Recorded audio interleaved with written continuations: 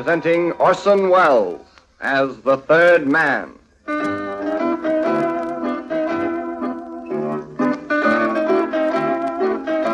The lives of Harry Lime, the fabulous stories of the immortal character originally created in the motion picture The Third Man, with zither music by Anton Karas. You know, there are two kinds of men who should be wary and suspicious of women. The serious businessman, because women can be so frivolous, and the frivolous seeker after pleasure, because women can be so serious. Now I, Harry Lime, am both a serious businessman of sorts and a seeker after pleasure, so perhaps I should avoid women entirely. But the trouble is, I just can't seem to do without them, for either. Sometimes life gets very complicated with business and pleasure. But interesting. Always interesting.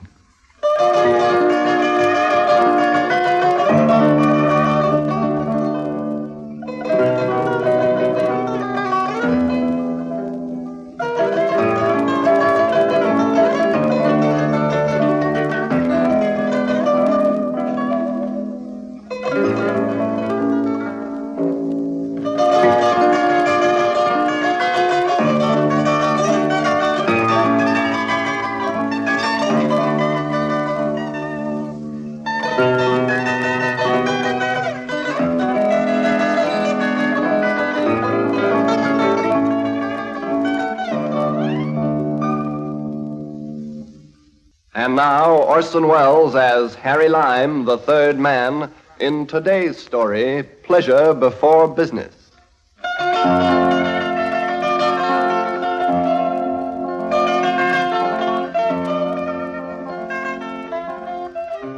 It was in Venice, not long after the war was over, that I found myself with a problem on my hands. It wasn't the old Venetian one about finding a place to park my car. I had a very solid and sound business transaction all lined up, but I was sorely in need of what I called a partner, of what the police of several countries would have been pleased to refer to as an accomplice. Accordingly, I was highly pleased while strolling about among the pigeons and people in St. Mark's Square one day when I espied Joan Willoughby, who was standing there scattering bounty to the birds. Why, Joan! Joan Willoughby, how are you? Harry Lime, what are you doing in Venice? That's a question I was going to ask you. Oh, me? Holiday. And you? Business. I'm glad to hear it. Ought to be able to make a bob or two tipping off the coppers. Always were a heavy tipper, weren't you, my love? I need a partner. Do you now? Girl? Girl. Dangerous? No, not very. Fun? Lots. Money in it? Quite a bit. Well, holidays can be quite boring, don't you think? What's the game this time, and do I need much of a wardrobe? I'll tell you privately. Let's get out in the canal. Do you mind if we use a boat? All right.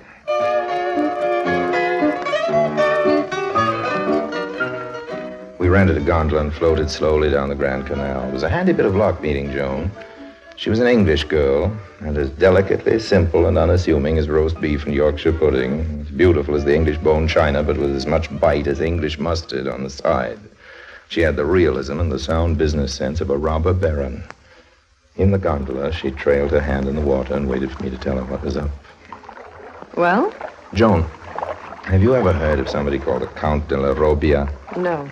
Well, he's the usual Italian count, except that he's saved one or two things. Still has his palace, still has some valuable pictures, still has jewels. And we're after the jewels? We're after the jewels. He's a friend of mine. I've known him for at least 3 weeks. He's still friends with you, Harry? Mm-hmm. He likes me, he trusts me. But? Exactly, but I can't find out where he keeps the jewels. Oh, I might be able to in time if it weren't for this Rico. At which point I say who or what is Rico? Who he is doesn't matter. What he is matters greatly. He is, or seems to be, 7 feet tall. A big stumbling block, Harry. Perfect description. He's the Count's bodyguard. He's killed several men who've tried to cheat the Count. He does not like me, Rico. And that's why you need me. Exactly. Do I work on the Count You or work. Rico? You work on the Count. That's good. I'll be the second story man on the job and try and distract his 7-foot shadow. All you have to do is find out where the jewels are kept. You'll probably discover that they're kept in Rico's pocket. No, I think that's where Rico keeps the Count. Oh, you've got a fence? Of course. All I need to make me happy is a fence. Count's little ivy-covered palace, and you, my dear Joan. What sort of split are you offering? Shall we say 60-40? We shall say 50-50. Well... 50-50, Harry. All right. Fine. When do I meet the Count? Tonight. I can't wait. I don't think you'll have to, my dear.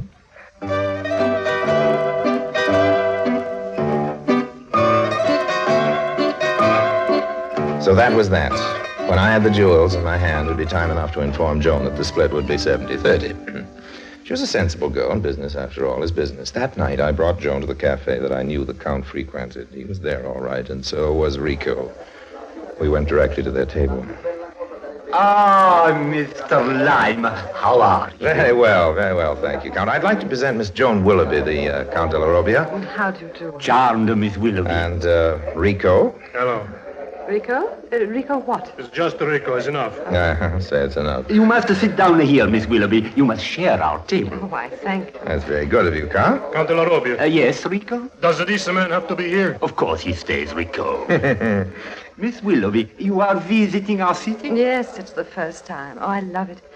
But you know, you Italians all look so sad. Our recent history has not been happy. When I see someone, well, like you, Count, with big, black, sad eyes like yours, I say to myself, I want to do something to make that man happy.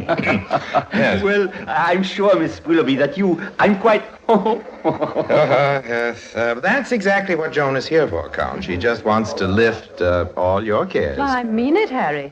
Count de la Robbia, there's nothing I'd like better than to get to know this beautiful city, really know it, and, well, some of the people. Well, I think it might be possible to arrange. Perhaps it's not the time for Mr. Lime to leave, Count. Oh, I'm so sorry, Mr. Lime, but he is my keeper, my confidant, my advisor. I'm sorry, too, old man, but Miss Willoughby has already agreed to ride in the rumble seat of my gondola tonight. The English lady has said she wishes the Count to show Venice to her. But she has an engagement with me, little friend of all the world. Oh, Harry, don't be stuffy. Count, I appeal to you now. I'm unable to control Rico, you know, Mr. Lime. Yes, I'm afraid I wouldn't know which button to push either. Besides, Harry, I never met a Count before. I'm just full of questions about all crests, coats of arms, you know, and all that sort of thing. Oh, just a moment. I have a suggestion. Perhaps even though I am showing the city to Miss Willoughby, perhaps Mr. Lime can stay with us. An excellent idea, Count. It solves all our difficulties. No. Oh, no, Rico? Rico says no. No, Count. If this man is along, it will ruin the pleasure you and Miss Willoughby want to have. He leave. Oh, he leaves, eh? See. Well, it looks like Rico's got my evening all Oh, planned. don't feel too bad, Harry, darling. Count. Well, why argue, Joan? He's bigger than both of us. I'm sorry, Mr. Lime, but with Rico I can do nothing. I don't think I could do much either. And I'm out of condition.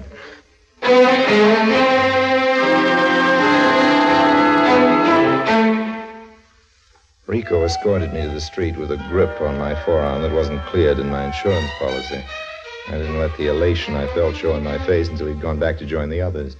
Joan was punching away like Joe Louis, and the Count would be wide open for a sucker punch, but pronto. He called me the next evening. Yeah? Mr. Lime, this is the Count de la Robbia. Oh, yes. Hello, Count. I'm sorry you couldn't be with us last night, but Rico, you know, has his prejudices. Oh, I wouldn't cheat him out of one of them, old man. That is a very charming girl, that Joan Willoughby. I think she is, yes. I'm wondering where I can get in touch with her. You didn't ask her? No. Confidentially, I tried to find out, but she was somewhat coy about it. Do you think she likes me?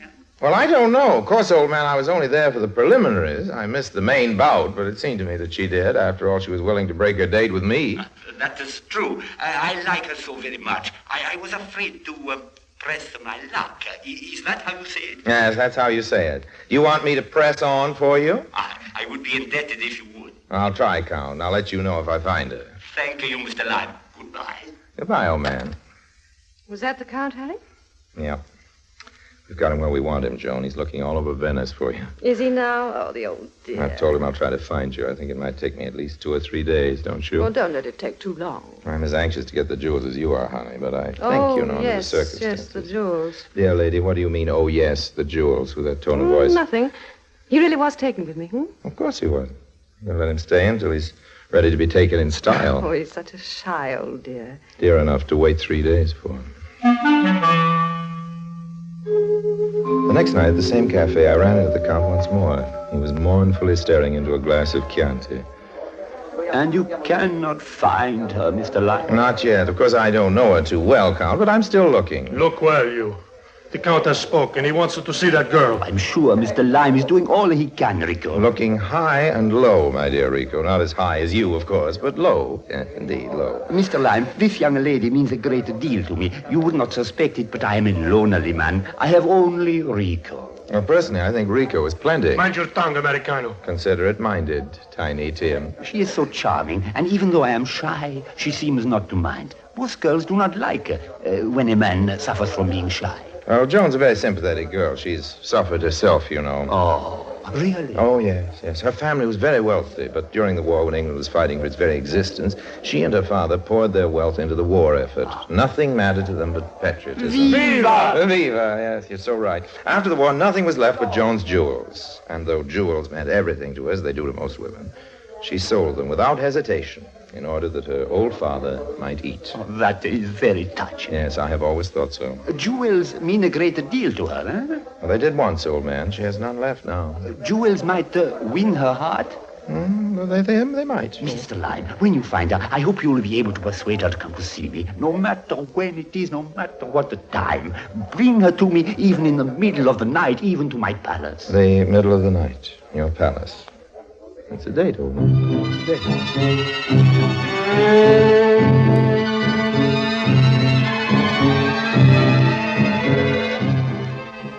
I took him in his word, because there was nothing I'd like better than to have Joan in the Count's palace. First, of course, I briefed her on the little English history I invented about her. I let the Count ferment in his own grape juice. But finally... See? Mr. Lime, Rico, I've Joan Willoughby with me.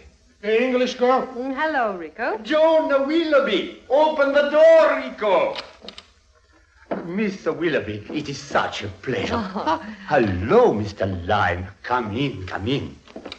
This way. We will go to the drawing room. Oh, this is a lovely place. You will like it. We have still a few things of value here, saved from the war, saved from Mussolini. You see, this picture. Small, but beautiful, is it not? Oh, it is very beautiful. E tintoretto. That small but beautiful picture must be worth a small but beautiful fortune, Count. Always you are interested in the price of things, my friend. Scarcely worth It's What do you say, Count? Go right ahead. It's scarcely worth a fortune. About 2,000 English pounds, I Oh. should say. But come. Now, come this way. Oh, dear. Oh, why, what is the matter, Miss Willoughby?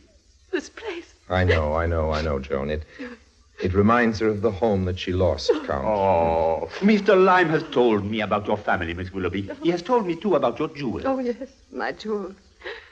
I shall never see them again. Perhaps tonight I could show you my jewels. Perhaps you would like to see them. Yes, that would probably cheer you up a great deal, wouldn't it, my dear? If you wish. Count de la Robia, Yes, Rico? Oh, if you are to show the jewels, this man must leave. Oh. our 7-foot duenna has spoken again. In a way, Mr. Lime, Rico is right. The jewels are most valuable. It would be wrong of me to allow everybody to see them or see where I hide them. I see. Or rather, the idea is I shouldn't see. Of course, with Miss Willoughby, it's different. Jewels are for women, and a Joe like myself hasn't the slightest curiosity about them. Canaletto, landscapes, or Hispana suizas. As a man, I have to be on the lookout for bigger things. You leave now.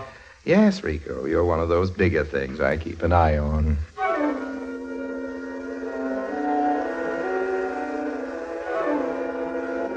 And so I left, knowing that Joan was going to accomplish her mission this night, and that soon, very soon, the long hand of fate and Rico permitting, we would be all set, as they say in another popular sport, ready to take the count.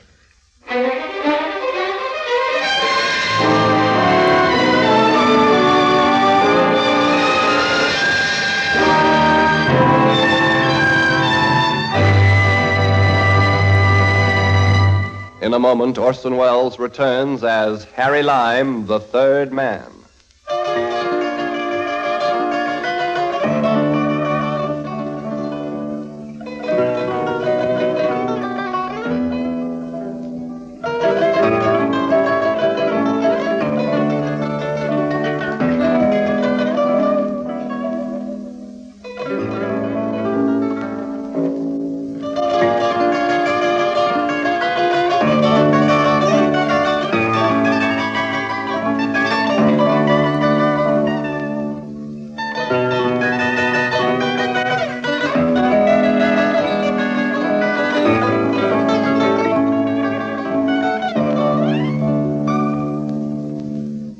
And now Orson Welles as Harry Lime, the third man, continues today's story, Pleasure Before Business.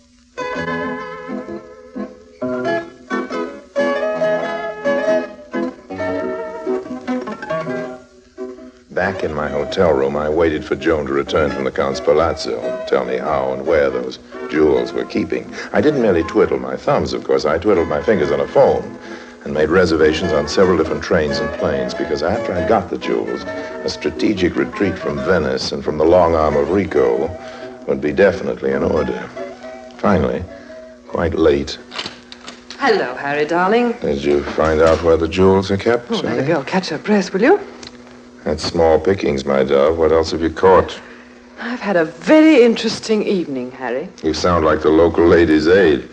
Hope you learned something you can take home with you. The Count is such a sweet old duck. He seems lonely, Harry. Well, that's what you're there for, my Duchess. Now, what did you find out? Oh, he's so grateful for a little attention. He likes to talk to people. And did he whisper that sweet something in your ear about where his jewels are kept? Oh, the jewels. Well, he Yes. keeps them locked in a safe. And that he's not unique. Now, look, Joan, where is the safe? In the drawing room. It's too bad you never got to see the drawing room, Harry, because it's got one of the loveliest... Safes, I know. Is it on the ground floor? Yes. Good, I can get in the The window. furnishings in that room, oh, Harry... Don't be greedy, dear. The jewels will have to do. Where exactly is the safe? Oh, it's on the floor. It's built into the floor under the carpet. You should see the designs he's got on that carpet. You should see the designs I've got on that safe. What's the combination? What's the funny thing about that? I didn't really notice the combination. What? I mean, consciously notice it, Harry. Consciously, yet... Well, the Count was talking, you see, while he opened it, and he was so interesting His talk that was interesting, so you didn't make an effort to notice the combination? That's right. You see, he was telling me about how his family had always had that space in the floor as a hiding place for centuries back, and he himself installed the modern safe there, he and Rico, because this was while Mussolini was ruling the country, and Pucci didn't trust... Pucci? Oh, brother. I call the Count Pucci. Oh, isn't that dandy? You know, Harry, he didn't trust the black shirt artisans he would have had to hire because Mussolini... Joan. What? Combination to the safe, honey. Oh, that. Yes, that. Oh. Well, I didn't notice it consciously, but you see, I've trained myself so well that subconsciously, well, here's the combination. Good. A little more of that kind of stalling, my sweet, and you'll be having trouble with your Uncle Harry. This does it, Joan. I'll get the jewels tomorrow night. I see. And I keep Pucci away from the palace for you. Not on your life. I want him in that mausoleum when I take the jewels. Oh, but Harry... If he's out, there's always the chance he may come back and catch me. If he's in, I wait until he's in bed, 2 stories above the drawing room, I'm pretty safe. 2 stories with me are as good as an alibi anytime. Oh, but Harry, I have a date with Pucci tomorrow night. Joan, all I wanted you to do was to get the combination of the safe. You don't have to do any more work on Pucci Cucci. Counts. Don't I, Harry? Don't I really? No. Remember, on this job, you don't get time and a half for overtime.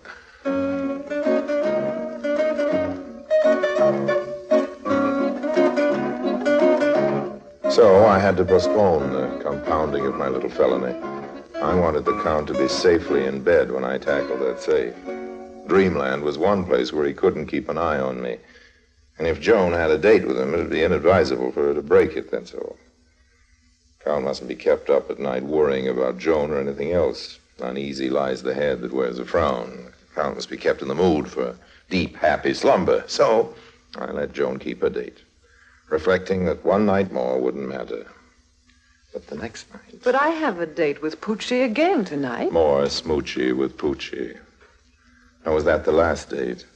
Pucci, it seemed, wanted to be a regular fellow with Joan, and she, every curved inch of her a woman, seemed willing to oblige. Finally, I told her that she had to refuse one date. Just one. But Harry, darling, he shows me such a good time. She did, however, refuse him the date, saying that she had to catch up on some correspondence. I think she meant writing letters. The next night, I watched the windows of the palace till all the lights had been turned out, and for some time afterwards, just to be on the safe side, which is precisely where I was heading. It was nearly 2 a.m. when I jimmied open the window of the Count's drawing room. Joan had told me exactly where to turn up the carpet. I did turn it up, and there was the safe, embedded in the floor. I checked the combination and went ahead, avoiding a temptation to whistle as I worked.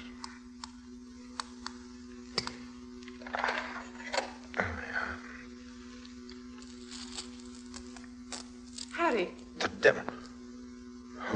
Joan? Harry, you mustn't take those jewels. Whisper, can't you? Don't take the jewels. What are you talking about? It isn't fair, What Harry. isn't fair? Taking money from Poochie. Poochie, schmoochie. Are you out of your mind? You'd call it that, Harry Lime. I guess I'd call it love. Call it anything as long as you whisper it. I'm getting out of here before friend Rico gets a crush on me. You're not leaving like this, Harry Lime. You're not going to take those jewels. No, I've heard everything. I think... I don't care what you think. I love Poochie. Do you hear me?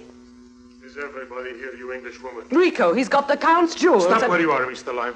I've used this gun before. Okay. Hold your fire, Buster. I think I will shoot.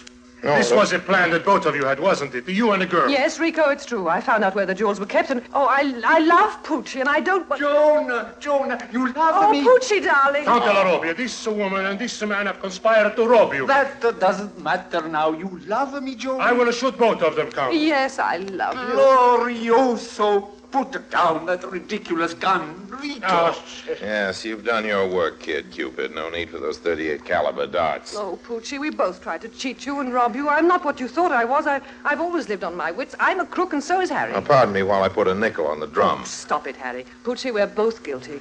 You can kill us, or you can turn us out, or... Or I can take you in my arms. Oh, Poochie. Stay where you are, Mr. Lime. Sorry, your slightest swish of that gun is my command. Just a moment, Carissima. I must take care of your friend, Mr. Lime. I'm sorry I cannot oblige you in the matter of the jewel. Oh, of course. Now, don't apologize, old boy. Your wife will be needing all this ice to cool her neck on hot summer evenings. Even so. And now I think it would be best for you to leave. I quite understand. No need to show me the door. I will show you to the door just the same. Count, I'm a relatively simple man. My wants are few. Could I, for once, leave your presence without having this gargantuan gargoyle making like a Boy Scout? Mr. Lime, I owe you some gratitude. After all, you did introduce me to Joan. I would like to repay you. I fear I can't. I know. It's not the principle, it's the money. But perhaps I can show you the high regard in which, despite everything I hold you, by asking you to be best man at my wedding. Count de la Robbia and Joan de la Robbia to be, and all the little de la Robbias to be. It will be a pleasure. Oh, I'm so glad, Poochie, you don't hold anything against Harry. Quite the contrary. Goodbye, Mr. Lime. Arrivederci. And I will go to the door with you. Oh, no. Another compound fracture would be too much in one busy week. No, Rico. This man has brought me great happiness. We must allow him to live like an honest man. Well, at least like an able-bodied man. Who knows? Perhaps such treatment will actually make an honest man of Mr. Lime. Count de la Robbia, I'm tremendously touched, but I hope I'm never that touched. Goodbye, my dear friend. Goodbye, Joan. Goodbye. Until the wedding, then. Goodbye, Rico. You'll make a wonderful flower girl.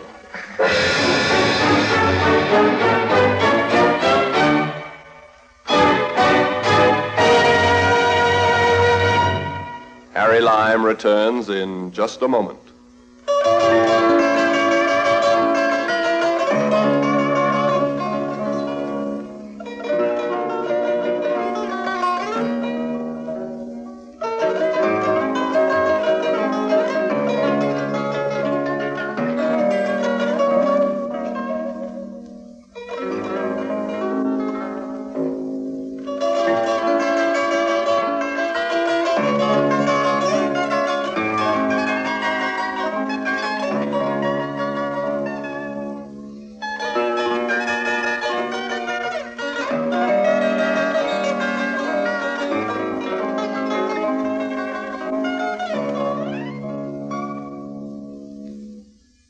And now, Harry Lime. That night, leaving Venice, traveling up toward Milan on the train, I felt almost sorry that I couldn't, after all, be the best man at the wedding of those two people. But it was unfortunately necessary for me to leave Venice immediately, because, you see, on my way out of the Count's palace that night, unaccompanied, you may remember, by the ruddy Rico, I stopped to admire the little Tintoretto hanging in the entrance hall, the little picture which the Count had said was worth £2,000. As a matter of fact, that picture was worth £2,250, and I think I still have the dealer's receipt to prove it. So long now.